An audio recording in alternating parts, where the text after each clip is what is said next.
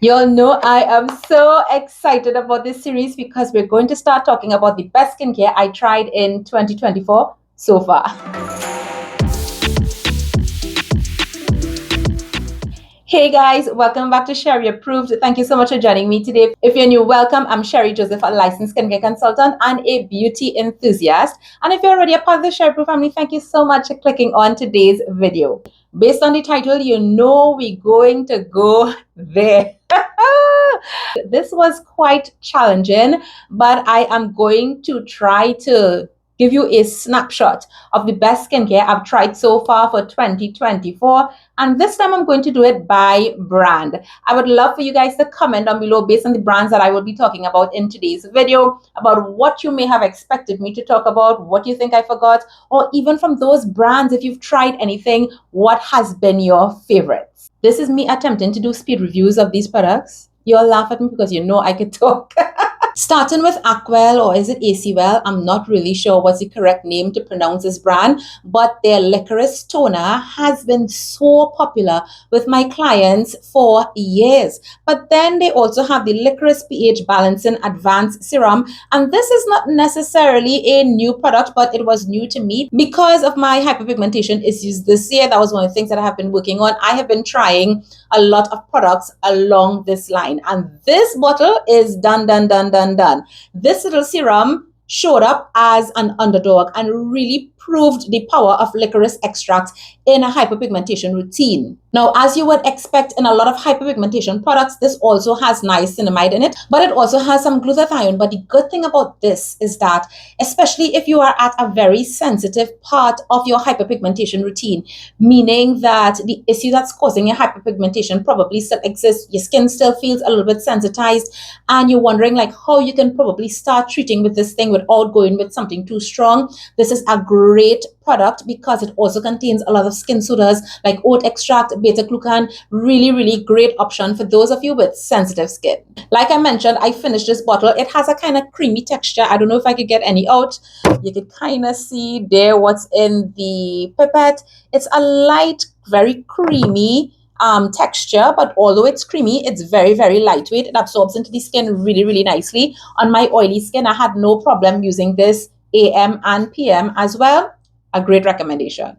Next from this brand is the pH Balancing Bubble Free Cleansing Gel. And I believe I reviewed this already. So what I really want to say about this is, number one, is that this is my second tube. Number two, I use this quite often, particularly on gym days. Now, when they say bubble free, it is bubble free. So for those of you who need to see your cleanser foam and get those bubbles for you to feel like you've had a cleanse, you might have a little problem wrapping your mind around what this cleanser is actually doing, because you're going to be like, is this really cleansing my face? But that is what blew me away and why it is definitely one of my best picks for 2024 so far. This cleanses the skin so well, but it is a fantastic option for people with very irritated or easily sensitized skin that needs to avoid some of those foaming agents that you might find in other cleansers. And so this is the one that I tend to reach for on days when I have to wash my face maybe 3 or 4 times. Yes, that occurs sometimes. That's not something that I do every day, but that occurs on my gym days. I have to wash my face another time.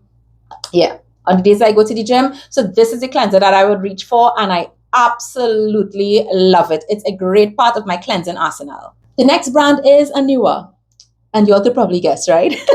Without a doubt, it has to be this rice line. Now, this is one of the newer products that came into my skincare routine and that I've tried, but my, oh my, I have fallen in love with this line. I love every single thing here. Maybe there are some things that I love more than others, and I'm thinking about doing a dedicated video on this to really go into these products in this line, tell you if you need all of them, maybe 1, maybe 2, how you could fit it into your current skincare routine.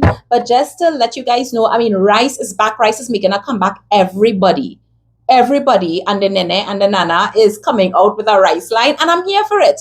Because especially when we're talking about KBeauty, rice has been something that's a part of their traditional skincare for hundreds and hundreds of years. So I'm really happy to see it back and getting more popular again. So I'm just going to give you a quick rundown on these 3 products, but I am going to do a dedicated video. At least I hope I will be able to. And the first one is their Enzyme Brightening Cleansing Powder. This is a cleanser that I will not hesitate to recommend for almost every single person, meaning from sensitive all the way to normal, dry, combination, oily. Everybody could use this. The only way you would not be able to use this is literally if your skin has blisters or sores and it's actually painful, and therefore, anything really will cause an issue, or if you're actually allergic to rice or something inside here. This is such a well formulated cleanser. I love the fact that this is one of those powdered washes, so it makes it super easy to travel with. You just pour a little bit in your hand, you lather it up, and there are some other interesting ways that you can actually use this product as well.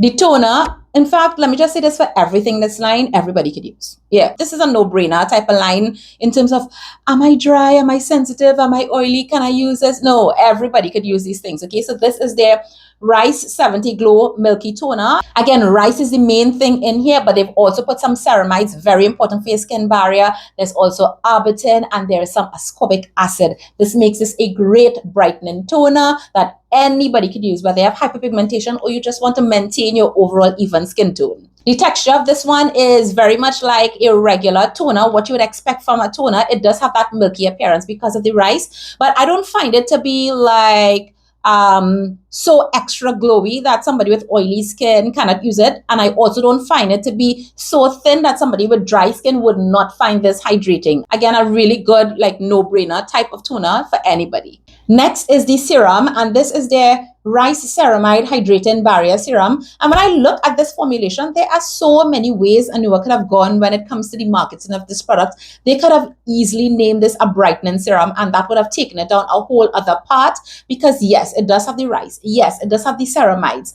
to help protect your skin barrier. The texture of this is giving Steamucin a run for its money. I love the texture of this. It really gives you that reminder, but this is completely vegan. So for all my vegan people out there, or my non-Steamucin people, or my people who can't wrap their mind around Steamucin, but you probably want to experience the texture, this is for you. However, the bonus is that beside the rice that brightens, they also have niacinamide and alpha-arbutin in this serum. And out of all the products, beside the fact that I've been using the rice wash like almost every day, this one I use like all the time now. I absolutely love it, and I do think that it is making a difference with my hyperpigmentation. I am combining it with some other products, but I really love what this has been doing since I brought it in. The next brand we have is Benton. Now, this particular product is not for me.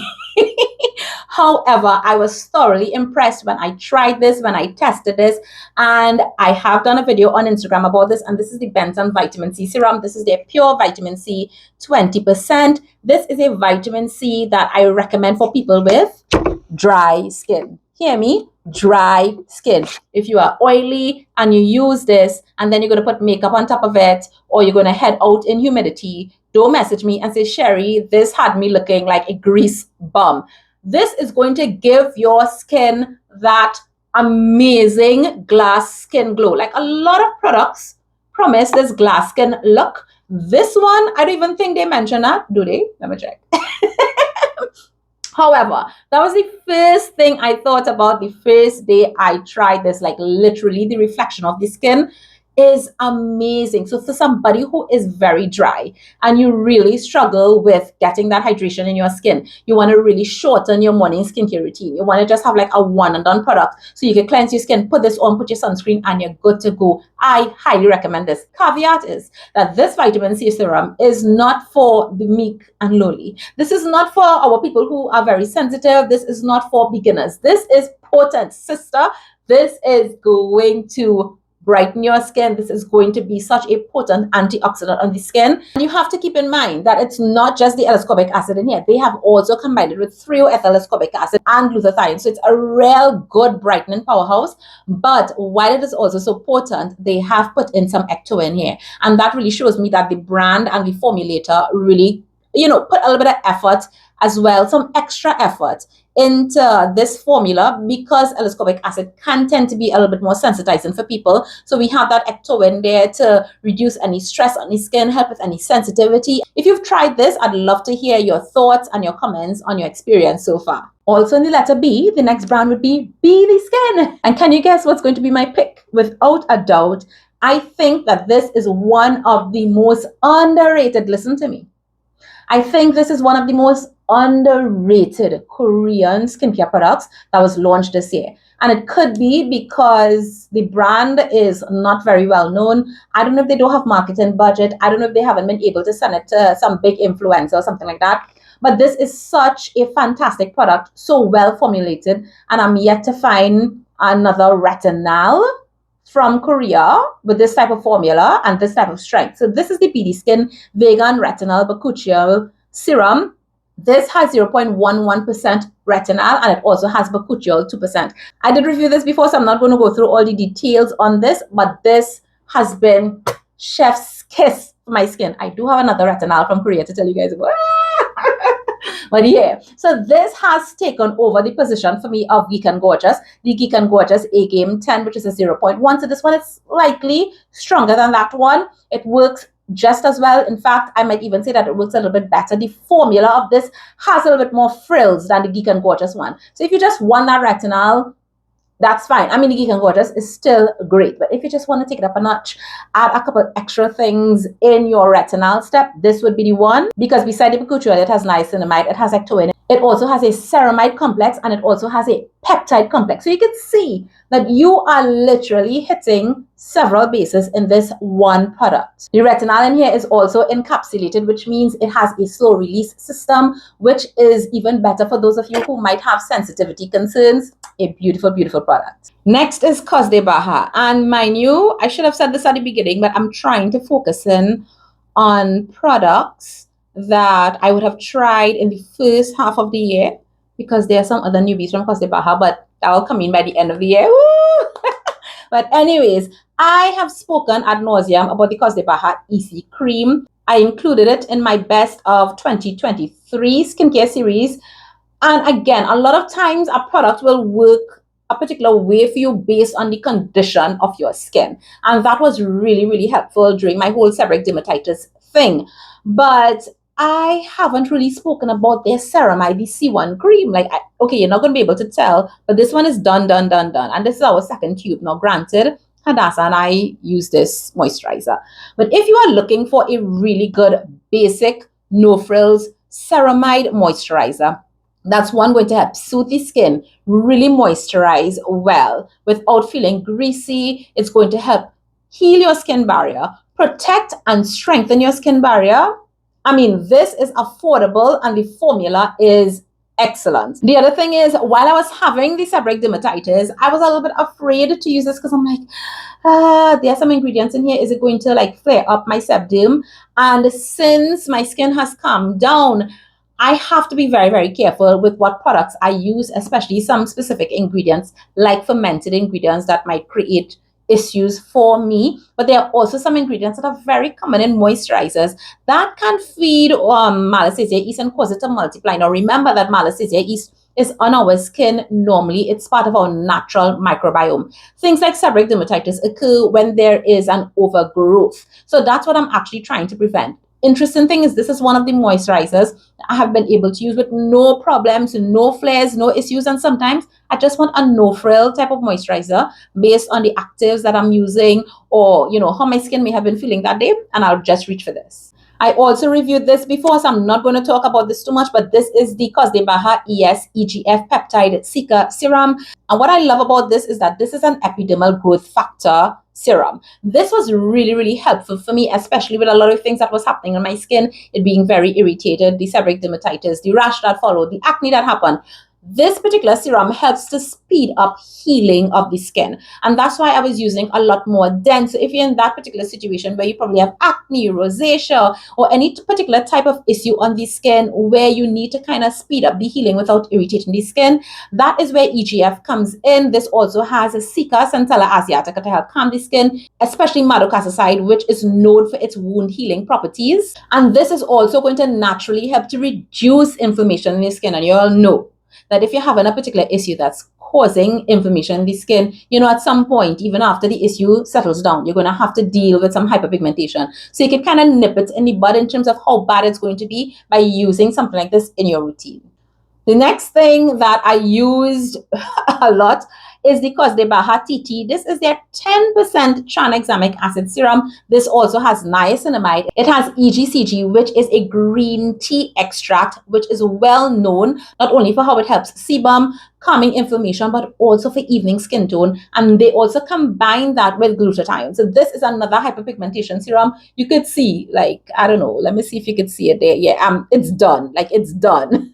This one was interesting in terms of the texture. So it has more of like a gel moisturizer type of texture, but yet it blends into the skin really, really nicely. You can use this morning and evening. I tended to use this one a lot in my evening skincare routine. I also found this to be very, very effective. And one of the things with tranexamic acid is that I like to recommend it, especially for people who have acne prone skin or are probably experiencing acne, because when you're having acne, you're in this vicious cycle about the acne, then the hyperpigmentation, the acne, then the hyperpigmentation, and dealing with it, right? And a lot of times what we try to do is really get the acne under control and then go ham against the hyperpigmentation. But if while you're actually doing your acne treatments, you want to get something in, tranexamic acid is a really great ingredient. And I'll tell you why. Not just because of how it works when it comes to tyrosinase, that enzyme that causes the hyperpigmentation, but it also helps to reduce the inflammation on the skin. So it's working on your hyperpigmentation in two ways. One, on the actual hyperpigmentation,